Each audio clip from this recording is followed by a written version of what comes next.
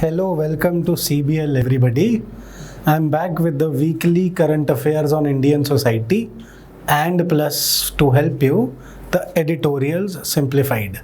So this time we are going to deal with 7th of July to 13th of July 2020 Indian society current affairs for this week. So let's go into it quickly. You might have seen this section also. For your help every week I simplify editorials. This week one similar nature of editorial was present in the Hindu, was present in the Express and the Guardian. So out of these three editorials I have simplified certain points which would be very necessary for our preparation. So listen carefully, sit back, relax and listen very carefully. And again, if you don't listen carefully, you won't be able to answer the 5 questions given at the back end of this slide presentations, right? So 5 सवाल मैंने पूछने हैं. अगर आप ध्यान से देखोगे तो कर पाओगे and probably they might appear in the paper. So please focus. So what is the editorial? This is one thing. COVID-19 has triggered reverse migration. So COVID-19 जो है उससे reverse migration हो रहा है. What do I mean by reverse migration over here? That people who were migrating from villages to cities, जो village से शहर migrate करते थे, you might have seen slums में रह रहे हैं कुछ लोग विलेज से आके यहाँ पे अपना प्रोफेशन सीख कर रहे हैं, वो फड़ी वाले सारे लोग और जो प्रोफेशनल लोग भी.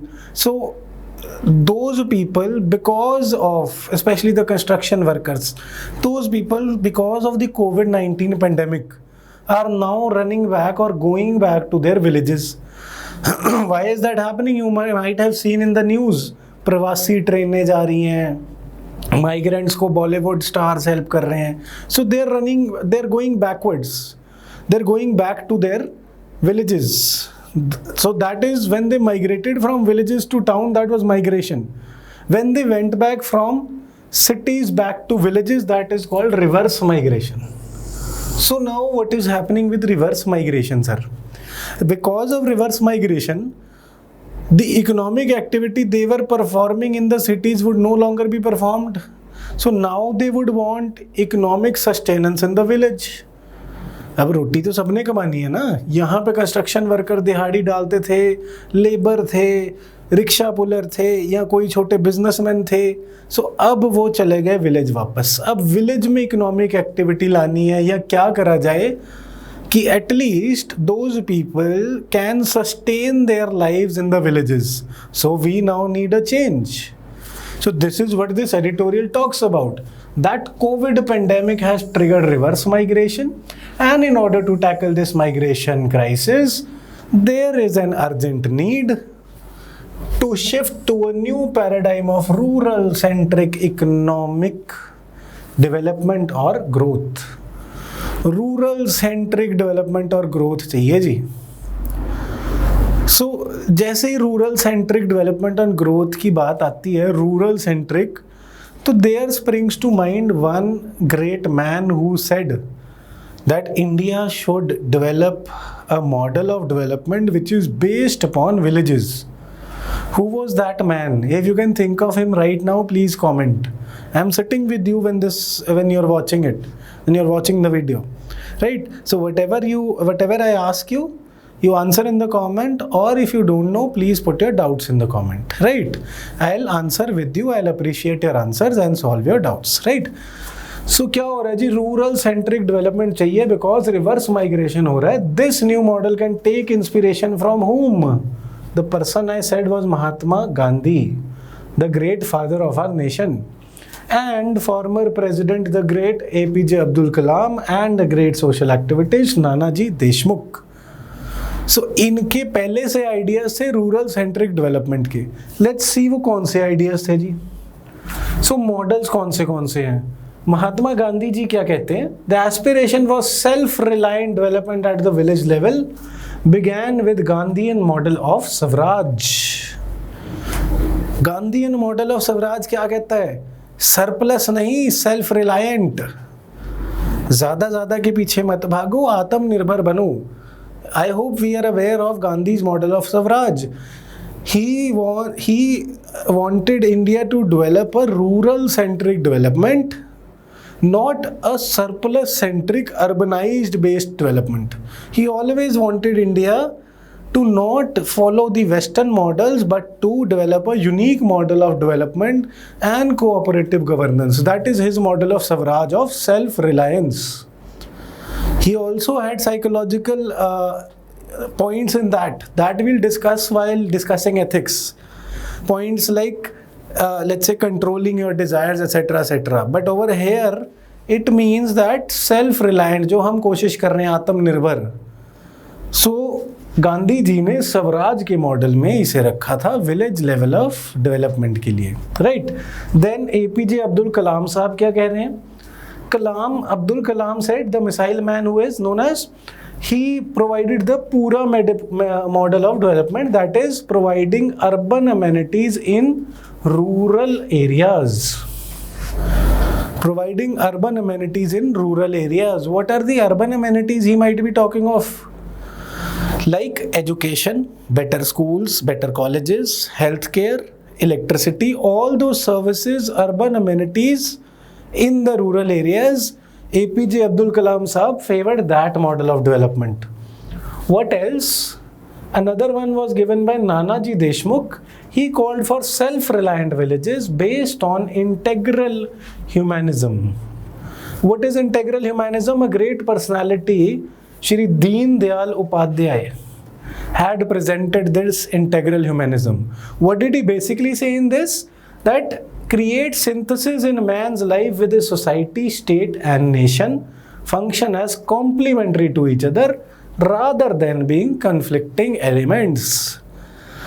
So, what is this integral humanism? Try understanding through an example. For example, I am an individual. I live in a society. So, integral humanism would say कि मुझे सोसाइटी में जाकर अलग बिहेव ना करना पड़े जो कि मैं अकेले में करता हूँ. My interest should not be conflicting with the society, but they should be complementary to the society. They meant कि सोसाइटी और इंडिविजुअल के इंटरेस्ट को ऐसे इकट्ठा करो कि that conglomeration of individual interests becomes societal interest, and there is complementarity, integral complementarity between the societal interest, the individual interest, so that both of them can progress together and there is peace and harmony in the society. Wherever there is peace, it is likely that there will be prosperity, right?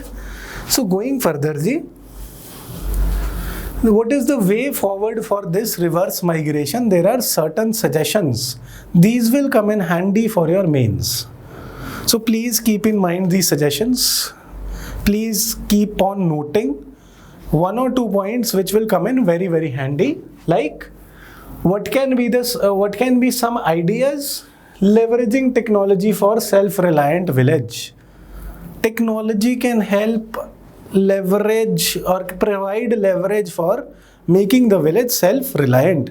For example, you might be sitting at your home in the village and watching this education lecture live.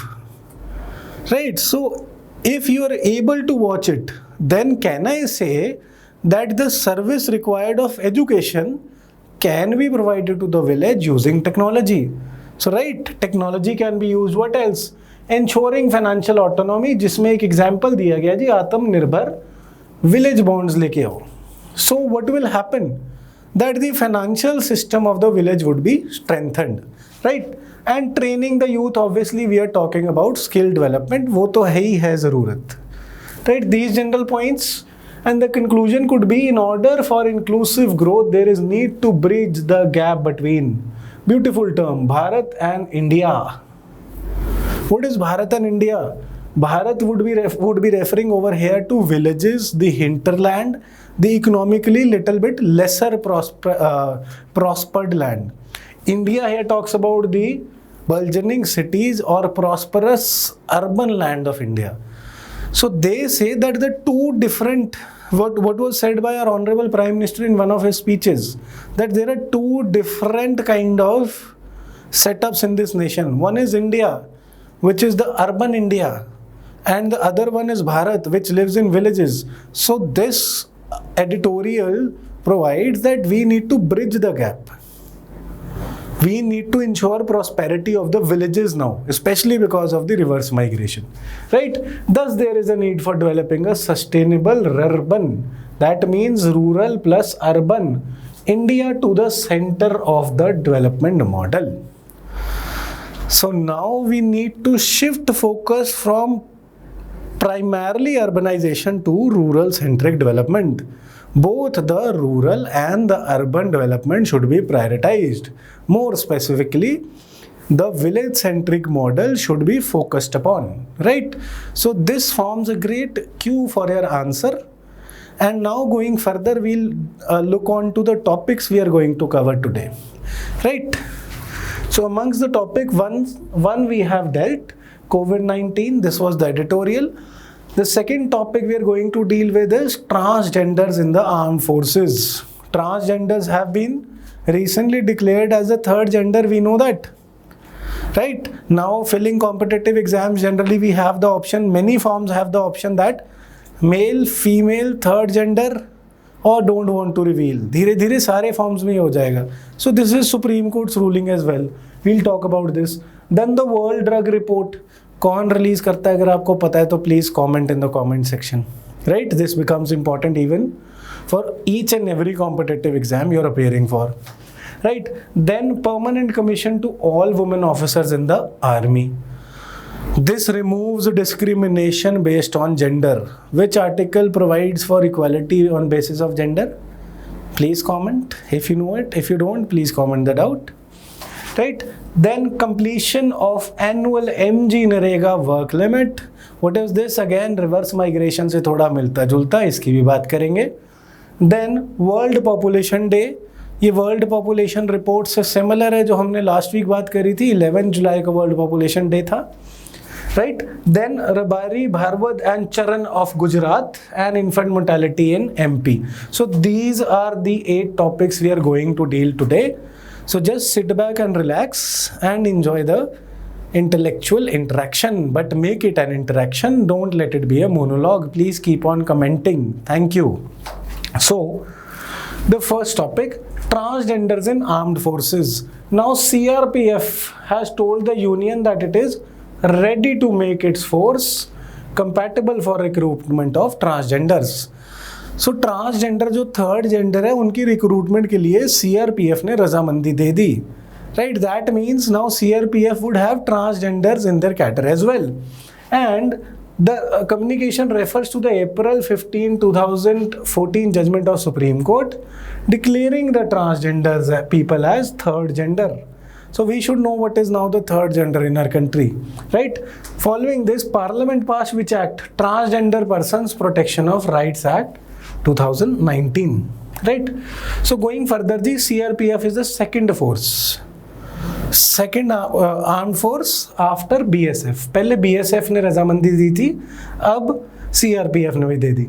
और ये recruitments कहाँ होंगी जी? General cadre में. इसका क्या मतलब कि सारी पोजीशंस में they would get to operate also in combat roles and will eventually rise to command formations. So general cadre में होगा, कॉम्बैट रोल्स भी होंगी, उन्हें कमांड फॉर्मेशंस भी मिलेंगी, हायर रैंक्स भी मिलेंगे, right? Then the next is World Drug Report. World Drug Report is our next topic. Who publishes it? I asked you. Here it is. World Drug Report of the United Nations Office on Drugs and Crimes. Please remember this. कई बार वो गलत दे देते हैं कि यार who publishes it, 2-4 गलत option they the. So we should not get these kind of questions wrong. I humbly request you to make a list of the different kind of reports and who publishes them. About 200-250 reports are there which are very relevant. So अगर हमने वो database create कर लिया है तो well and good, नहीं करा है तो please keep noting them down, और खासकर जो न्यूज़ में रहती है उन्हें मार्क कर लो, because UPSC is in habit of asking who publishes this report, who publishes that report, and the very relevant reports they ask you pillars of that report. For example last time कौन सा pillar आया था? ease of doing business, right? So please remember these reports. So going further, the fourth highest seizure of opium in 2018 was reported from India. After whom? Iran, Afghanistan and Pakistan. Last time I told you Iran, Afghanistan and Pakistan को एक साथ क्या कहते हैं with regards to this opium trade etc. If you remember, please comment. नहीं तो अभी आगे आ जाएगा, right? So in terms of heroin seizure, कितनी heroin पकड़ी गई? India was at the 12th position in the world. Opium में 4th, heroin में 12th. This is nothing to be proud of. This is very, very unfortunate. And Iran, Turkey and United States and China, ये बड़ी जगह है जी heroin के लिए, right? And global area under opium cultivation declined for the second year in a row. This is some good news. Going further, Asia is host to more than 90% of the global illicit opium production and the world's largest consumption market for opiates, right? So then further, Asia accounted for almost 80% of all opiates seized worldwide. And outside Asia, the largest quantity of heroin and morphine was seized in Europe, 22% of the global total. And heroin is manufactured from morphine. Morphine एक यार painkiller भी है, but if taken in extensive quantities or without requirement, it becomes an intoxicant or illicit drug, right? So morphine से extract किया जाता है from the seed pod of opium plants. From the seed pod of opium plants. You should know this because आजकल ये नशा मुक्ति बहुत news में रहता है. So we should know कहाँ से कौन सी चीज़ extract हो रही है, and especially if you belong to certain area like let's say which has been infamously famous for drug illicit abuse or drug abuse, for example Punjab, you might be asked in the interview. So you should have answers ready कि भाई आप अपने district को नशे से कैसे बचाएंगे, right? If you have any doubts, comment, right? So going further, the main opiate trafficking flows originate from the three key production areas: Afghanistan, Myanmar, Laos, Mexico, Colombia and Guatemala, right? So 84% of the total opium was produced in Afghanistan. यार अफगानिस्तान की economy में वो लोग OPM से ही बहुत ज़्यादा economy चला रहे हैं बिकॉज वहाँ पे गवर्नेंस बहुत वीक है, right? See another reason why India would want that Afghanistan is stable, peaceful and well governed, because Afghanistan से तो ओपीएम कहाँ जा रहा है आप लोगों को पता है. So that is leading or harming Indian interests as well, right? Myanmar accounts for 7% of global opium, Laos for 1%, and Mexico for 6%, right? Going further जी, ये दो terms हमने बात करी थी, golden crescent and golden triangle. We should know these areas in terms of intoxicant or illicit drug trade. Golden crescent कौन से जी? Afghanistan, Iran and Pakistan. Falling west to east, Iran, Afghanistan, Pakistan supply about 90% of world's illicit opium. And इसी के साथ एक और infamous जगह golden triangle, north east हिली ट्रेन्स है जहाँ से ड्रग स्मगलिंग होती है. कौन सी जगह है यहाँ पे? Myanmar, Laos and Thailand, east side में, राइट? इधर अगर भूल जाता है कई लोगों को, क्रेसेंट देखो यार एक फ्लैग में भी आता है, सो उससे याद रख लेना please, right? So Golden Crescent and Golden Triangle we should know. Then going further, about the United Nations Office on Drug and Crime, it was established in 1997 and is a part of United Nations Sustainable Development Group. आजकल ना ये let's say not so very famous United Nation bodies पे एक सवाल ज़रूर आ रहा है हर साल यूपीएससी में. सो क्या पता इस बार इससे आ जाए. सो ऑप्शंस ऐसे ही देते हैं ना वो लोग कि consider the following statements about UNODC, it is part of United Nation Sustainable Development Group. Now we should know, right? The office aims a long term to better equip governments to handle drugs and crime. इतना तो पता लग जाता है यार, drug and crime का तो करेगा. आगे टेररिज्म एंड करप्शन रिलेटेड बंदा कंफ्यूज हो जाता है ऑप्शन में, that it also deals with corruption related issues. So please be confident and clear about it, right? The main themes that UNODC deals with are alternative development, anti-corruption, all those themes which are relevant over here. Right, going further, ji. Next is permanent commission to all women officers in the army.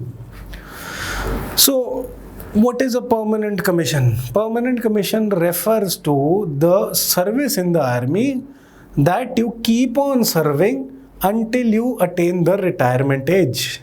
It is different from short service commission, which you are commissioned for certain years. So now there was this dispute going on in the Supreme Court that on one hand it was being argued by one party that women should be given equal rights in the armed forces, equal positions. On the other hand, the government tried to argue that because of the biological limitations and because of certain arguments which I'll show. For example, they said that the army is dominated by males from rural backgrounds and they will not be comfortable with women. So all these arguments, they were trying to argue that women should be differently treated. But the Supreme Court has said what now? The Supreme Court has said no, you cannot discriminate against women and you have to give them permanent commissions in the army and you have to give them equality of rights along with men.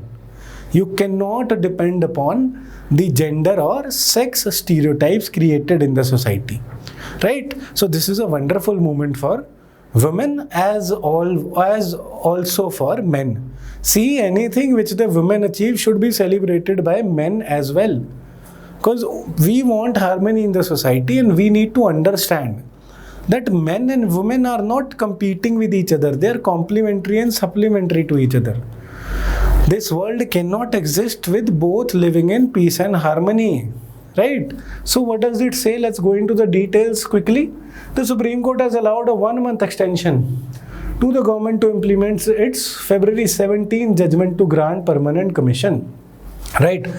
So kya issue hai ji? A petition was filed in Supreme Court which said the government was creating hurdles in the implementation of the judgment. However, the government has clarified that it is in the process of implementation of the judgment. कौन सी judgement जी? वही वाली judgement permanent commission देने की women को. Right? सो permanent commission का मतलब कि तब तक आप सर्व करेंगे आर्मी में जब तक you get to the age of retirement. Right? So then the arguments are women officers. Order क्या था? That women officers must be eligible to all the command appointments at par with males. ये हम लोग बात कर चुके हैं. Right? The court dismissed many arguments which were that कि यार women officer with less than 14 years of service को ही नहीं दिया जाएगा बल्कि सबको दिया जाएगा. What was the government saying? That women officers with less than 14 years of service ought to be considered for permanent commission and those with 20 years of service should be pensioned off immediately. But this was rejected by the Supreme Court. And discriminations को दूर करना, court said कि सारी discriminations को दूर कर देंगे हम. Right? Going further, observations made by court. कौन से आर्गुमेंट को रिजेक्ट करा है? कि दैट आर्टिकल 14 वायलेट हो जाएगा अगर आपने वुमेन के खिलाफ डिस्क्रिमिनेट कर दिया, उनको बायोलॉजिकली वीकर होने के बाद भी आपने उन्हें same position they the. But the Supreme Court said no, we have to give them same position. Right? The biological argument was also rejected and it was said to be disturbing. Right? What is the biological argument by the way? किसी को ना पता हो यार, कोई बोले अच्छा sir इतनी जल्दी सिंप्लीफाई करने की बात से आप भाग रहे हो. सो नहीं जी, मैं नहीं भाग रहा. बायोलॉजिकल आर्ग्यूमेंट क्या है? It is now considered a retrograde thought that women are biologically weaker or inferior, but that's not the fact. Women are walking shoulder to shoulder with men this day. Right? So they have proved themselves to be equal and result देखो जी, कल परसों ही आया है CBSE result. Women have performed better than all the boys, all the men and have scored better marks. It's for everybody to see. It's not my opinion, it's a fact. Right? So going further, the court had rejected the government's arguments saying that they are based on sex stereotypes. Sex stereotypes पे based arguments को reject कर दिया. Right? Going further जी, What were the arguments put forth by the government in its defense? It said that motherhood, child care, psychological limitations have a bearing on employment of women officers. But court ने reject कर दिया कि नहीं जी, आप ये नहीं कह सकते कि माँ बनना, बच्चे पैदा करना वुमेन पे एक बंदिश है. नहीं जी नहीं. What do you think? Is it a bondage upon women? No. Right? Then family separation, career prospects of spouses, education of children, prolonged absence due to pregnancy, motherhood were a greater challenge for women to meet the exigencies of service. This is what the government tried to argue. And physical limitations, why biological argument? But government tried to say women were not fit to serve in ground combat, but the Supreme Court rejected it again. Right? Then behavioral and psychological challenges, ये वो बात हो जाएगी कि भाई army में उन्होंने बोला है generally all male environment है and troops predominantly come from rural background. तो वो लोग वुमेन के साथ में कंफर्टेबल नहीं हो पाएंगे, मॉडरेट करना पड़ेगा उनका बिहेवियर, और they may not be in a position because of their psychological behavioral attitude that they will not be able to actually accept the fact that they are led by women commanders. But what is the government trying to say? If there is a behavioral attitudinal problem with somebody, you don't stop the resource, you change the attitude of that somebody. That is what the court said, right? So going further जी, the next topic is completion of annual MG NREGA work limit. So ये reverse migration के साथ ही deal करेगा, लगभग similar सा topic है. क्या हुआ है जी? According to central scheme database under MG NREGA at least 1.4 lakh poor rural households have completed their quota of 100 days. 100 days की वर्किंग डेज अशोर्ड है ना MG नरेगा में. सो इतने सारे लोगों ने पूरा भी कर लिया in first 3 months of the year. So इससे क्या हुआ है जी? Therefore they will not be eligible for further benefits. So अब क्या होगा जी? रूरल एरिया में जब हम पहले ही बात कर रहे थे कि लोग वापस जा रहे हैं, अब उनके पास वहाँ काम तो है नहीं, तो MG नरेगा के अंडर काम करी जा रहे हैं. सो इतनी ज़्यादा डिमांड बढ़ गई है MG नरेगा में काम करने वालों की कि हम काम करेंगे कि पहले 3 महीने में 3-4 महीनों में ही 100 दिनों की लेबर, 100 दिनों का काम पूरा कर चुके हैं लोग. Right, and overall 23 lakh households have already completed 60 days of work. Right, so काफ़ी सारा वर्क कंप्लीट हो चुका है. These are the data points that कितने सारे लोगों ने अपना अपना शेयर या तो पूरा कंप्लीट कर लिया या काफ़ी हद तक कंप्लीट कर लिया. सो रिलेटेड इश्यूज़ क्या है जी? इम्पैक्ट ऑफ कोविड-19, जो हमने पहले रिवर्स माइग्रेशन में डिस्कस करा था कि यार कोविड-19 करके लोग वापस जा रहे हैं विलेजेस में और वहाँ पे काम ढूंढने की कोशिश कर रहे हैं. MG नरेगा बहुत अच्छा उसका एवेन्यू है, बट अब क्योंकि वहीं काम कर रहे हैं तो MG नरेगा में 100 दिन अलाउड थे, लगभग पूरे हो गए. Right, so increase in demand for work, again वही बात. राइट, सो गोइंग फर्दर जी, monsoon season, in many areas monsoon is the hungry season and many people are desperate for work. Hunger for work, अरे सिर्फ खाने की भूख नहीं होती, काम. For work you might be hungry, right? So dependent on MG NREGA wages. Right, it is also expected that in December the situation would be worse. Situation और बुरी हो सकती है दिसंबर में, क्योंकि for women, elderly and disabled and tribals, when agriculture work is over and there will be no work from MG NREGA.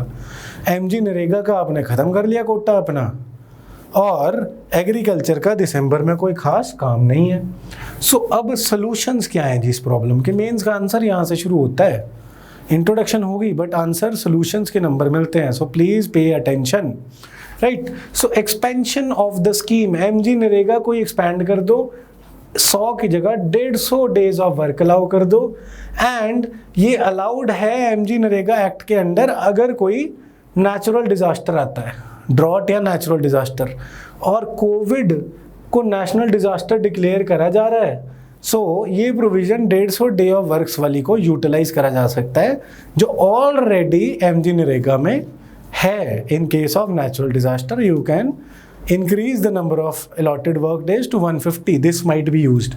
And change in limit, अभी limit क्या है जी, पर हाउस होल्ड एक एडल्ट को 100 आवर्स मिलेंगे, 100 डेज मिलेंगे वर्क के। ये क्या कह रहे हैं, चेंज कर दो दैट पर एडल्ट इंडिविजुअल रादर देन पर हाउस होल्ड, एक एडल्ट को हर एडल्ट इंडिविजुअल में मिलेंगे कम से कम 100 दिन। So increase, right. So going further जी, इंक्रीज इन वेजेस, अब कह रहे हैं कि 600 कर दो, 200 डेज पर individual eight daily wage rate of 600, अभी कितना है 200। सो इंक्रीज करोगे तो रूरल सेंट्रिक डेवलपमेंट हो जाएगी, probably a good idea, right. So going further ji, farming, getting employment from agriculture, for example migrant workers being deployed in litchi farms. So MG NREGA के through आप agriculture में काम करा सकते हो। If you are let's say if you are from an agricultural family, जमींदारों वाली family, तो यू माइट बी नोइंग इस टाइम कोविड पैंडेमिक के ड्यूरिंग लेबर मिलना और लेबर से काम कराना कितना मुश्किल हो गया है, राइट। एंड अगर सरकार एमजी नरेगा से प्रोवाइड करा दे तो that would be better for the labourer, for the migrant as well as for the field owner, right. So government initiatives क्या क्या है ji, it was announced in March that the workers under MG NREGA would get a hike of ₹2000 each on an average. Hike देने की बात करी गई है, ये इंपॉर्टेंट हो सकता है इस पर पेपर के लिए। गरीब कल्याण रोजगार अभियान, गरीब कल्याण रोजगार अभियान कहाँ पे चलाया गया है जी, ये 6 स्टेट्स में है। कौन सी? Bihar, UP, Madhya Pradesh, Rajasthan, Jharkhand and Orissa. किन के लिए चलाया गया है जी, फॉर माइग्रेंट लेबरर्स। क्यों चलाया गया, टू प्रोवाइड देम एम्प्लॉयमेंट। वही रिवर्स माइग्रेशन का एक सोल्यूशन ये है, गरीब कल्याण रोजगार अभियान इन 6 states to provide employment to people who have returned home after migrating to cities due to COVID, राइट। इसमें कितनी प्रोविजन है, 125 days of employment, 125 days of employment provide करी जाएगी so that they can sustain themselves. So way forward में 2-4 और suggestions.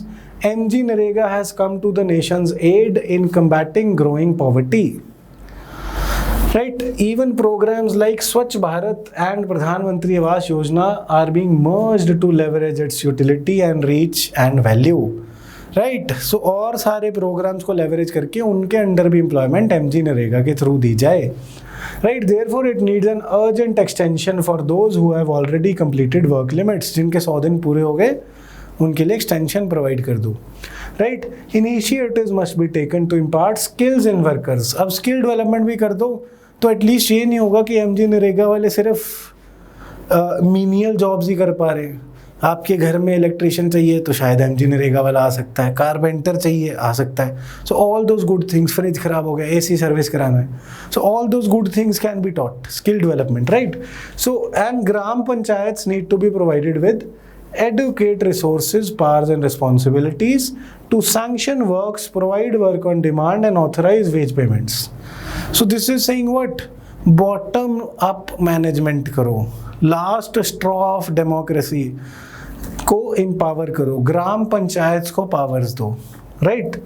So going further जी, MG NREGA के बारे में हमें पता होना चाहिए, प्रीलिम में ना आजकल ऐसे फैक्ट भी आ जाते हैं। So MG NREGA was earlier known as national rural employment guarantee act. कब पास हुई है, 2005 में।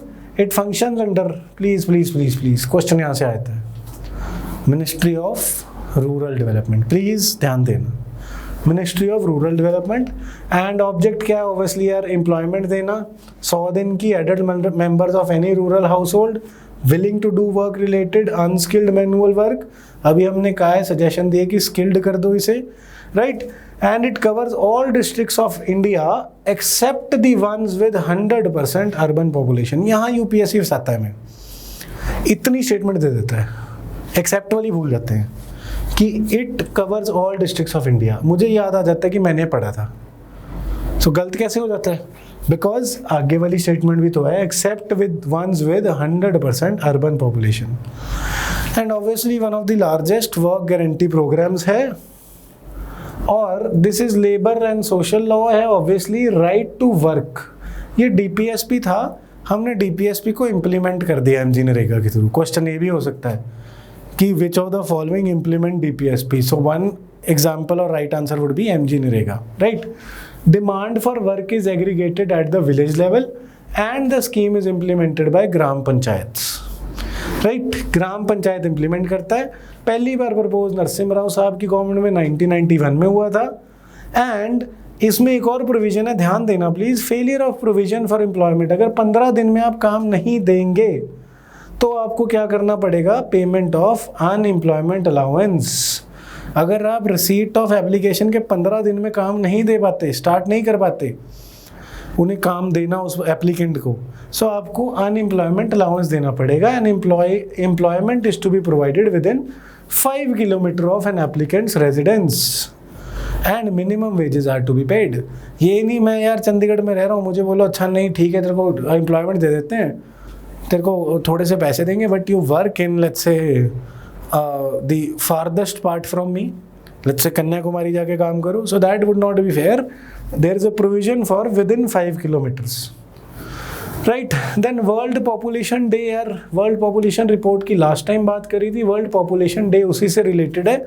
सो I just quickly come up with the new facts which are there, right. World population day कब ऑब्जर्व हो रहा है, 11 जुलाई को। And it was established by then governing council of the United Nations Development Program in 1989. So the United Nations Population Fund की बात हो रही है, which was established in 1989, and it seeks to create awareness about the issues associated with population, right? Going further, population trends क्या हैं जी report के हिसाब से? Current estimates indicate that roughly 83 million people are being added to the world's population every year. Look at this growth. 83 million people added to the population every year. We are exploding on this earth, right? So even assuming that fertility levels will continue to decline, the global population is expected to reach 8.6 billion in 2030, 9.8 in 2050, and 11.2 in 2100. So we are growing like rabbits. Although the fertility average is going low, is going declining, but we are multiplying like rabbits probably. So what will happen? This earth might not be big enough for all of us then. So let's try to control the growth of population. Let's try to control the population of fast becoming the most populous country, that is our own India, right? So going further ji, theme for the 2020 was how to safeguard the health and rights of women and girls amid the COVID pandemic. World Population Report की theme ये थी, and various reports आई हैं जी। We have talked about the World Population Report and World Population Fund in the last week's slides. If you have not referred to them, you can read them, right? Similar facts are there. So going further, India's concern क्या है जी? India के पास 2% land mass है and 16% of the global population. Look at the difference, 8 times, 2% land mass, 16% population. And India will soon surpass China and become the most populous country in the world. सबसे ज़्यादा population हमारे भारत महान की होने वाली है। And क्यों हो रहा है जी ऐसा? Because mismatch in birth and death rate. Birth rate चाहे थोड़ा कम हुआ, but death rate बहुत कम हो गया, तो population बढ़ती जा रही है, right? And यार अगर death rate कम होता है, birth rate although slow down हुआ, अगर इधर था तो इधर आ गया death rate, but अगर इधर था तो बिल्कुल नीचे चला गया, बहुत नीचे चला गया। सो अगर डेथ रेट बहुत स्लो हो जाता है एंड बर्थ रेट भी थोड़ा स्लो डाउन हो रहा है, काफ़ी स्लो डाउन हो रहा है, तो what will happen to the demography gradually? Can you think of that? Very very simple question please. If you can think कि डेथ रेट बहुत स्लो हो गया और बर्थ रेट भी थोड़ा थोड़ा स्लो हो रहा है, सो इससे डेमोग्राफी को क्या होगा? If you can think of it, please comment. If you can't, I am sitting with you. Give me a doubt, I'll answer. Right? So going further, India is concerned, poverty and illiteracy contribute immensely to population explosion. And children in rural areas are considered as assets. क्या करते हैं वो?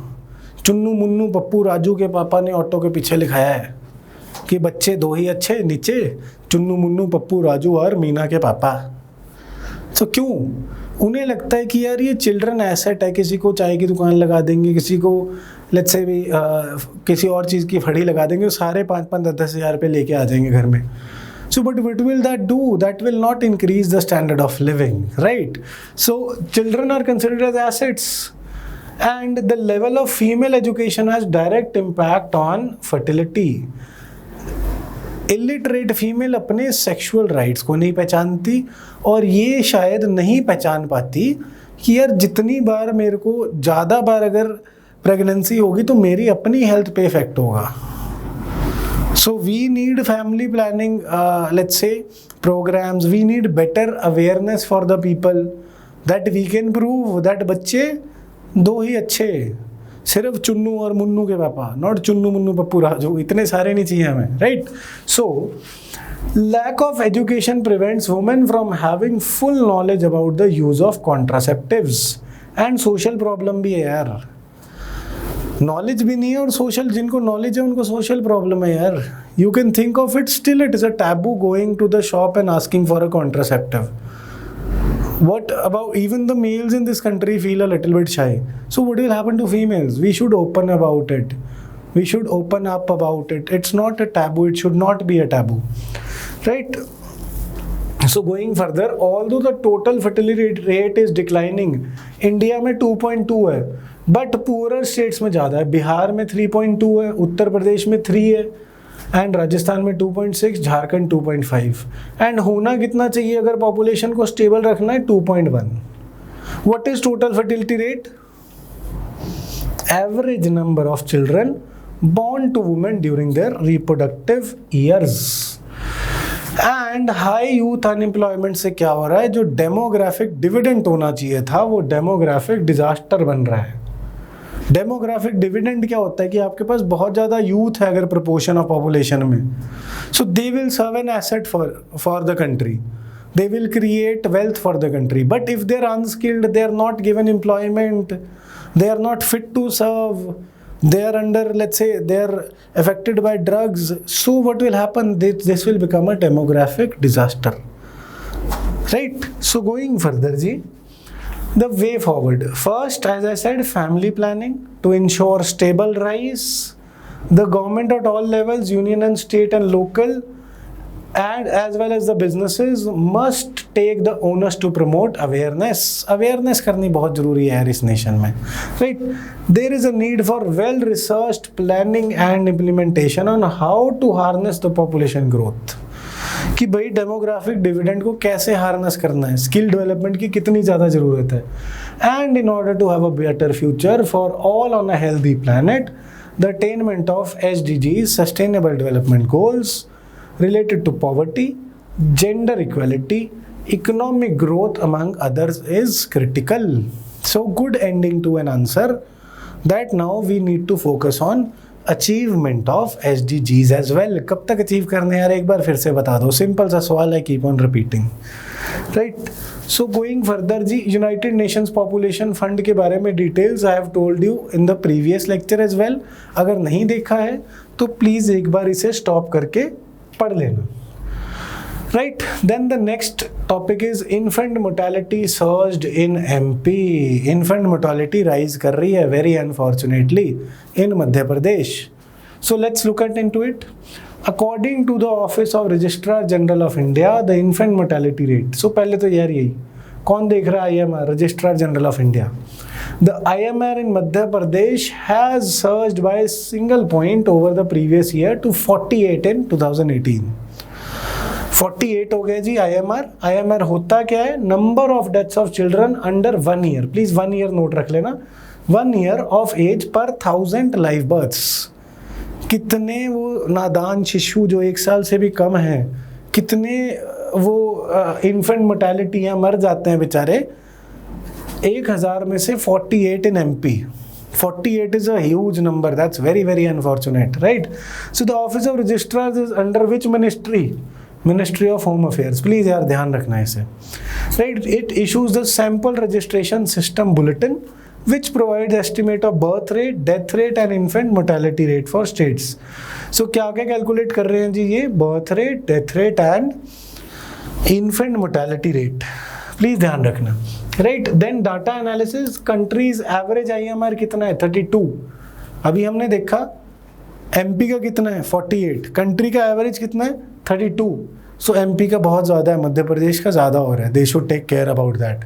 सो rural area में कितना है 36 death for rural and 23 for urban. Urbans में थोड़ा better है पिक्चर बिकॉज वहाँ पे more availability of health care है, मोर एजुकेशन है, right. So in Madhya Pradesh it is 52 in rural and 36 in urban.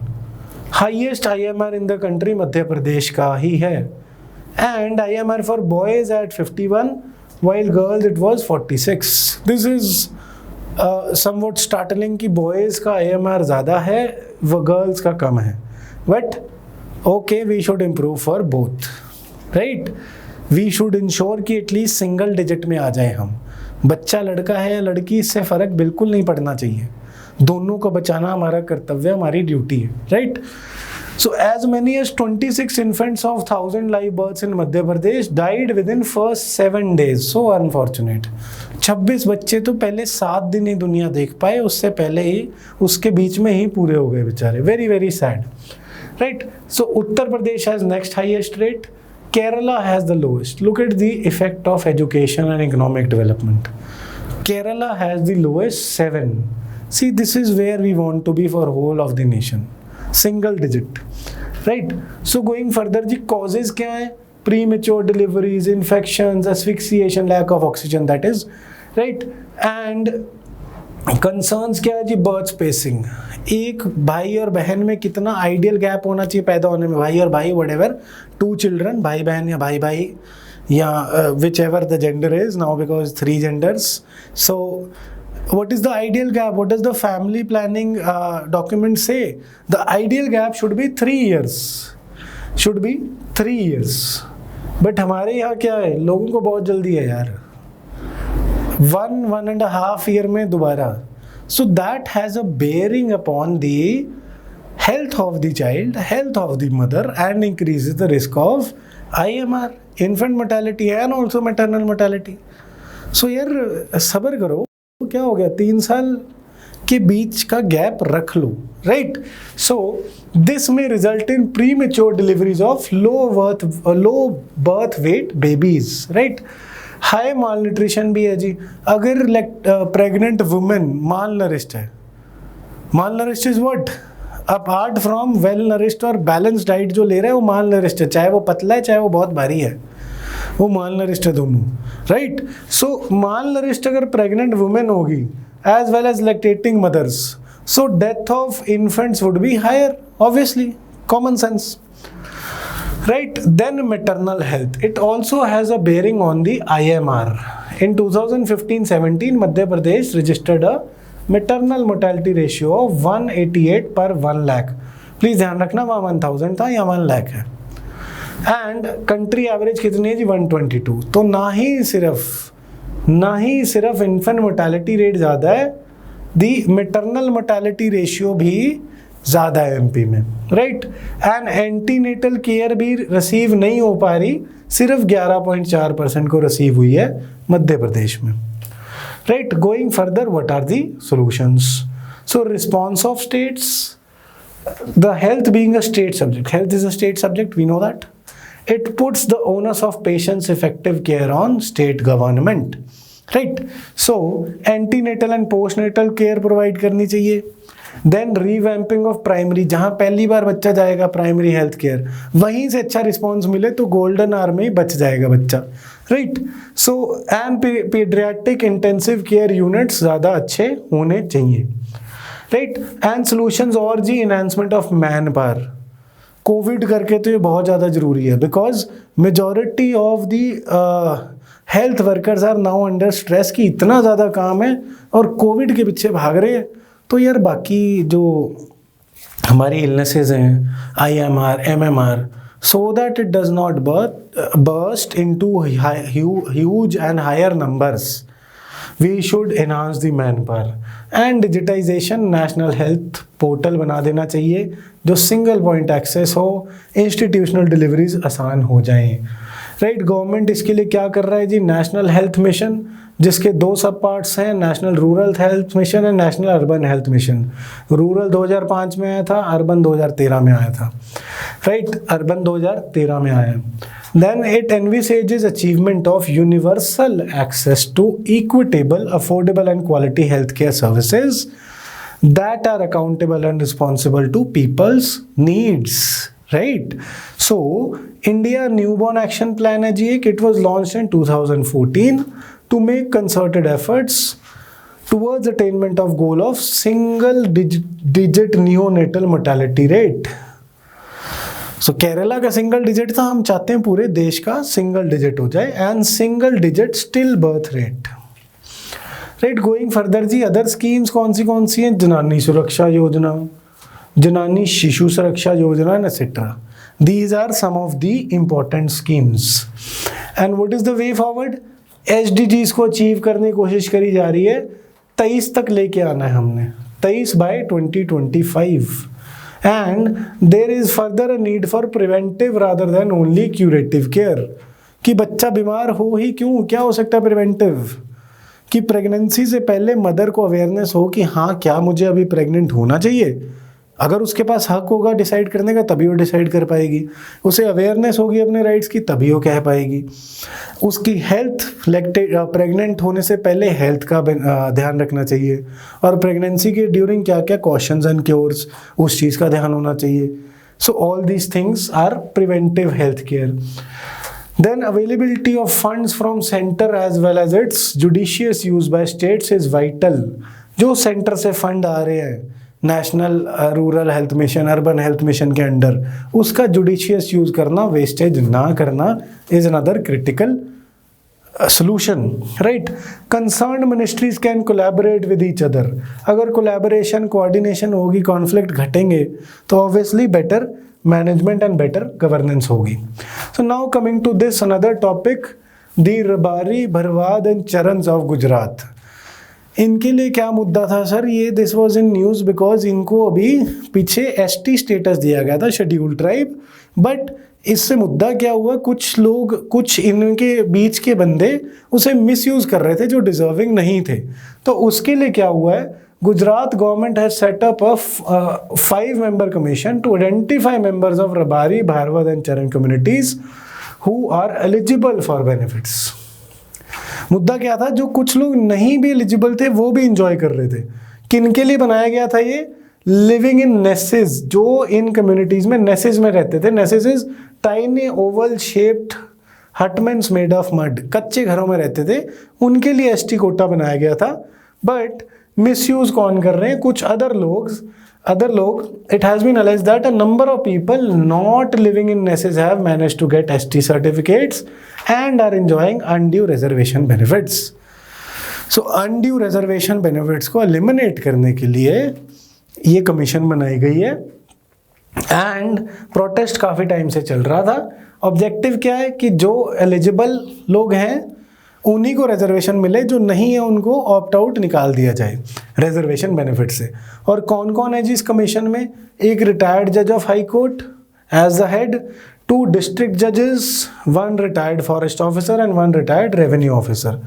So just have a faint idea about it, right. Going further जी, in communities के बारे में culture में important बन जाता है। सो क्या है जी, रबारी कम्युनिटीज़, ये राजस्थान से आए थे, अब गुजरात में है। They speak Bhopa, which is mixture of Gujarati, Kachi and Marwari words, and Farsi. Farsi is Persian. Then women stand almost in equal status. That is very, very good, right? The main economic activity is sheep breeding, right? Going further, Rabari, they profess Hinduism and their folk songs are called Siya। कई बार एक बार सवाल बन जाता है तो एक बार go through कर लेना, right? Going further जी, भारवद की बात करें तो the term Bharwad is modified form of the word Badwad। Bada here means Bada word here means sheep, and Vada means compound or enclosure, again sheep related, right? And they communicate in Gujarati and use Gujarati script। Bharwad women have a lower status, यहाँ पे वो fortunate चीज़ नहीं है equal status वाली। So majorly pastorals हैं, again Hinduism में profess करते हैं। कृष्णा को सुप्रीम गॉड मानते हैं, right. So going further, Charans की अगर बात हुए, the Charans are also called Gadhvi and is a small tribe in Gujarat. It is, the name is derived from char which means grazing. So majorly तीनों grazing communities हैं, प्लीज इसको ध्यान रखना, right. They also speak Gujarati. दो ने गुजराती बोला है, एक ने कौन सी लैंग्वेज बोली थी, comment, right. They marry within their community and practise monogamy. Monogamy एक आदमी एक औरत, नॉट पोलीगैमी और पोलीएंड्री. पोलीगैमी मीन्स एक ही आदमी की मल्टीपल वाइफ्स. Polyandry means एक ही औरत के multiple husband, right? So, but they practice monogamy, and they are traditionally cattle breeders. They profess Hinduism, and इनकी deity का नाम यार please note down पिथुराय माता. कई बार पूछ लेते हैं, so please just give it a reading. Right? So scheduled tribes के बारे में, scheduled tribes कहाँ पे defined है और क्या है? The Constitution does not define the criteria for recognition of scheduled tribes, and hence the definition contained in 1931 census was used in initial years after independence. पहले हमने 1931 के census को use करा. Government of India called for first time for representatives of backward tribes in provincial assemblies and union territories. So यार ऐसे से सवाल ना आजकल UPSC में बहुत आ रहे हैं. This is called outside Laxmikanth questions. So first time हम इंडिपेंडेंस की इनिशियल ईयर्स में कौन सी डेफिनेशन यूज कर रहे थे, जो 1931 के सेंसस में थी for the definition of scheduled tribes. और सेंसस क्या कहता था, scheduled tribes are termed as backward tribes living in excluded and partially excluded areas. So this is how the census defined scheduled tribes. The constitution does not define the criteria. Right. So going further, जी, Article 366, Clause 25 of the Constitution only provides a process to define scheduled tribes. Scheduled tribe means such tribes, tribal communities and parts or groups within such tribes or tribal communities as are deemed under Article 342. So 366 कुछ नहीं कह रहा कि आप जाके 342 से पूछ लो. इसने कुछ नहीं कहा, बस जाके आप 342 से पूछ लो शेड्यूल ट्राइब क्या है. अब देखते हैं जी 342 क्या कहता है. 342 कहता है जी, president may with respect to any state और UT and where it is a state after consultation with governor. Governor के साथ कंसल्ट करके by a public notification specified the tribes और ट्राइबल कम्युनिटीज और पार्ट और groups with in the tribes to be scheduled tribe in the relation to that state और union territory. So definition कोई criteria नहीं दिया हुआ इसमें कि ये होना चाहिए वो होना चाहिए. सो 366 बोल रहा है 342 से पूछो. 342 क्या बोल रहा है कि राष्ट्रपति जी, प्रेसिडेंट साहब करेंगे डिसाइड, अगर स्टेट है तो गवर्नर से कंसल्टेशन में, एंड उस एरिया के इलाके के जो भी ग्रुप हैं या ग्रुप जिनको डिक्लेयर करना उन्हें शेड्यूल्ड ट्राइब डिक्लेयर कर देंगे. राइट. सो एज सच कई बार सवाल आता है, is it defined in detail? No, it is not. Is it defined? yes it is. The procedure is defined, criteria is not. Right. So we should be aware of this.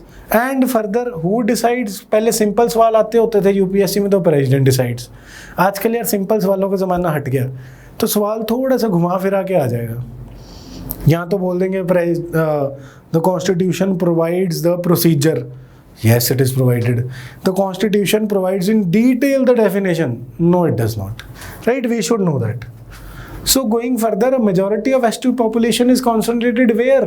जहाँ से हमारा topic of cancer निकलता है ना, वो areas पे जो आसपास स्टेट्स हैं, ये देखो सारी, लाइक उड़ीसा, MP, छत्तीसगढ़, झारखंड, वहाँ पे सारे ज़्यादा शेड्यूल्ड ट्राइब कॉन्सेंट्रेटेड है. About 12% inhabit the north eastern region. जो 7 सिस्टर स्टेट्स हैं नॉर्थ ईस्टर्न में, वहाँ पे ज़्यादातर 12% है वहाँ पे ST population.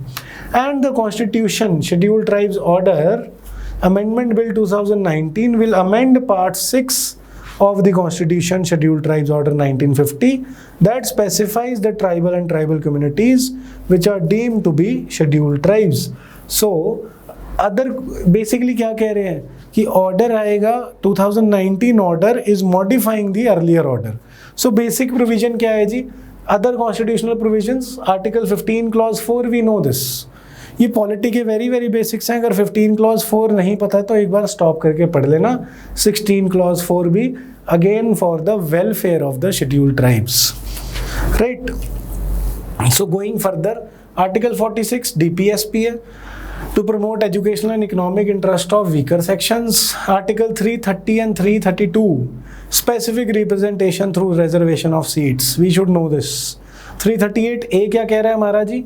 Gives power to the National Commission for Scheduled Tribes to oversee the implementation of various safeguards provided to scheduled tribes. ये यार न्यूज़ में रहा है नेशनल कमीशन, तो ये वाला आर्टिकल मेंस में काम आ सकता है.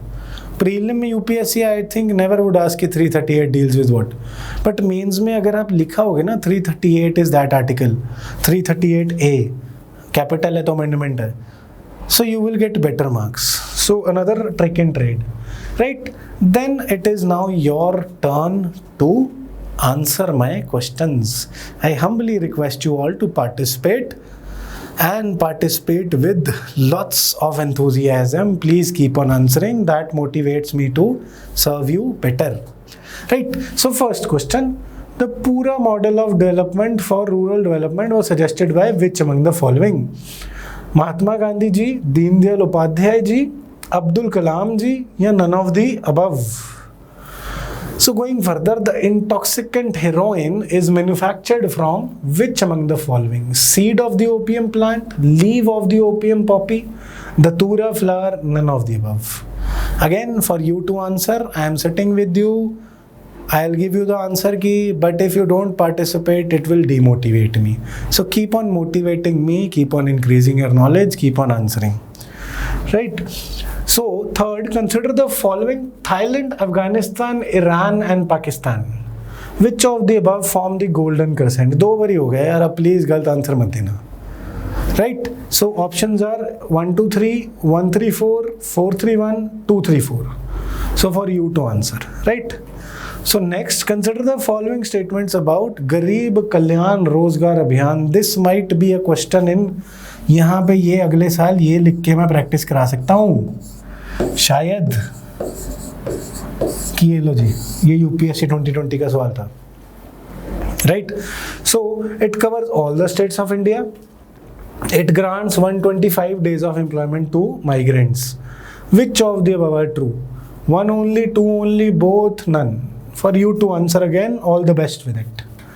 Consider the following statements about MG Narega. This might be a question in any year, right? So it functions under Ministry of Urban Housing. It covers all districts of India. It has a provision for unemployment allowance. So which of the above are true? 1 and 2, 2 and 3, 3 only, none of the above. All those options are before you. Please answer in the comment section. I hope you enjoyed this session. So before signing off, I would like to thank you all on behalf of myself, Anmol Mehta, and also the whole team CBL. Thank you so much. Keep following, keep motivating, keep progressing. Thank you.